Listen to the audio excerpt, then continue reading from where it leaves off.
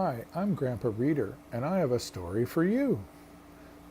Horton Hears a Who by Dr. Seuss.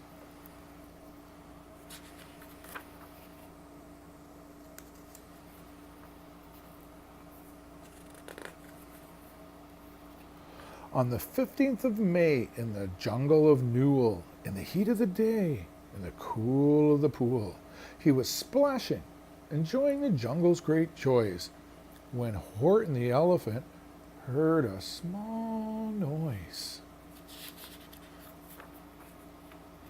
So Horton stopped splashing. He looked towards the sound. That's funny, thought Horton. There's no one around. Then he heard it again, just a very faint yelp, as if some tiny person were calling for help. I'll help you, said Horton, but who are you? Where? He looked and he looked. He could see nothing there but a small speck of dust blowing past through the air. I say, murmured Horton, I've never heard tell of a small speck of dust that is able to yell. So you know what I think? Why, I think that there must be someone on top of that small speck of dust. Some sort of creature of very small size.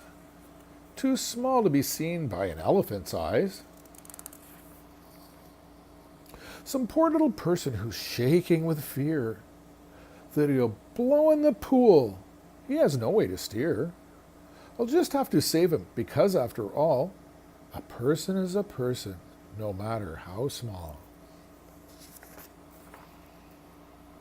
So gently and using the greatest of care, the elephant stretched his great trunk through the air, and he lifted the dust speck and carried it over and placed it down, safe, on a very soft clover.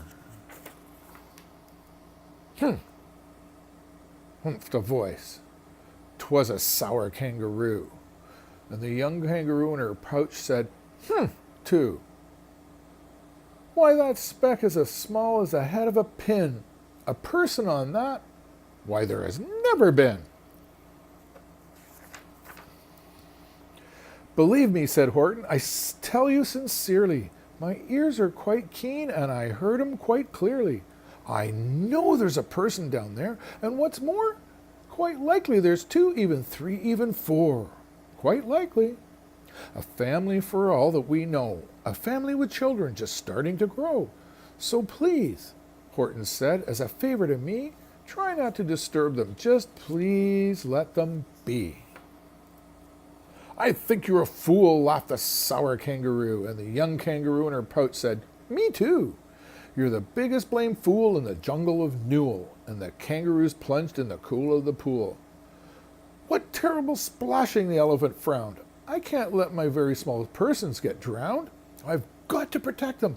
I'm bigger than they. So he plucked up the clover and hustled away.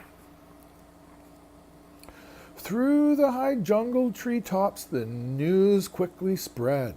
He talks to a dust speck. He's out of his head. Just look at him walk with that speck on the flower. And Horton walked worrying almost an hour. Should I put this speck down? Horton thought with alarm. If I do, these small persons may come to great harm. I can't put it down, and I won't. After all, a person's a person, no matter how small. Then Horton stopped walking. The speck voice was talking. The voice was so faint he could just barely hear it. Speak up, please, said Horton. He put his ear near it. My friend, came the voice, you're a very fine friend. You've helped all of us folks on this dust speck no end. You've saved all our houses, our ceilings and floors. You've saved all our churches and grocery stores. You mean, Horton gasped, you have buildings there too? Oh yes, piped the voice, we most certainly do. I know, called the voice, I'm too small to be seen, but I'm mayor of a town that is friendly and clean. Our buildings to you would seem terribly small, but to us who aren't big, they're wonderfully tall. My town is called Whoville, for I am a Who. And we Whos are all thankful and grateful to you. And Horton called back to the mayor of the town. You're safe now, don't worry, I won't let you down. But just as he spoke to the mayor of the speck, 3 big jungle monkeys climbed up Horton's neck. The Wickersham brothers came shouting, "What rot! The elephant's talking to Whos who are not. They aren't any Whos, and they don't have a mayor, and we're going to stop all this nonsense, so there."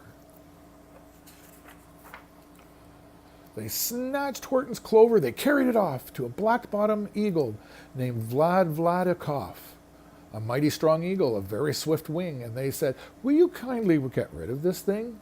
And before the elephant even could speak, the eagle flew off with the flower in his beak. All that late afternoon and far into the night, that black-bottomed bird flapped his wings in fast flight, while Horton chased after with groans over stones that battered his toenails and battered his bones, and begged, "Please don't harm all my little folk who have so much right to live as us bigger folks do." But far beyond him, that eagle kept flapping, and over his shoulder called back, "Quit your yapping. I'll fly the night through. I'm a bird I don't mind, and I'll hide this tomorrow where you'll never find it." And at 6:56 the next morning, he did it. It sure was a terrible place that he hid it. He let that small clover drop somewhere inside of a great patch of clovers 100 miles wide. "Find that," sneered the bird, "but I think you will fail," and he left with a flip of his black-bottomed tail. "I shall find it," cried Horton. "I'll find it or bust. I shall find my friends on my small speck of dust." And clover by clover by clover with care, he picked up and searched them and called, "Are you there?" But clover by clover he found that the one he sought for was just not around. And by noon poor old Horton, more dead than alive, had picked and searched and piled up 9,005. Then on through the afternoon, hour after hour, till he found them at last on the 3,000,000th flower. "My friends," cried the elephant, "tell me, do tell, are you safe? Are you sound? Are you whole? Are you well?" From down on the speck came the voice of the mayor. "We really had trouble, much more than our share. When that black-bottomed birdie let go and we dropped, we landed so hard that our clocks have all stopped. Our teapots are broken, our rocking chairs smashed, and all of our bicycle tires all blew up when we crashed. So Horton, please," pleaded the voice of the mayor, "will you stick by us Whos while we're making repairs?" "Of course," Horton answered, "of course I will stick. I'll stick by you small folks through thin and through thick." "Humph," humphed a voice. "For almost 2 days you've run wild and insisted on chatting with persons who never existed. Such carryings on in our peaceable jungle. We've quite had enough of your bellowing bungle. And I'm here to state, snapped the big kangaroo, "that your silly nonsensical game is all through." And the young kangaroo in her pouch said, "Me too." With the help of the Wickersham brothers and dozens of Wickersham uncles and Wickersham cousins and Wickersham in-laws whose help I've engaged, you're going to be roped and you're going to be caged. And as for your dust speck, ha! That we shall boil in hot, steaming kettle of bezelnut oil." "Boil it!" gasped Horton. "Oh, that you can't do. It's all full of persons. They'll prove it to you."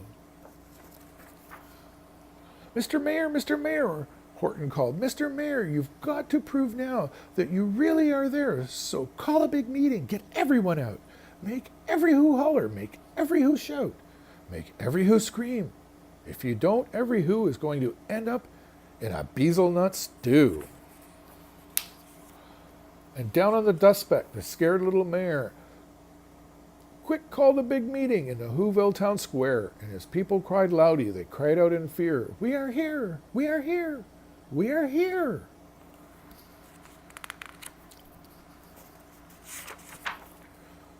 The elephant smiled.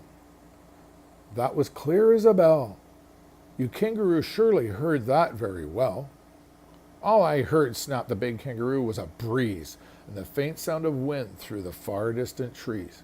I heard no small voices, and you didn't either. And the young kangaroo in her pouch said, "Me neither." "Grab him," they shouted, "and cage the big dope. Lasso his stomach with 10 miles of rope. Tie the knots tight so he'll never shake loose. Then dunk that dumb speck in the bezelnut juice." Horton fought back with great vigor and vim, but the Wickersham gang was too many for him. They beat him, they mauled him. They started to haul him into his cage. But he managed to call to the mayor, "Don't give up.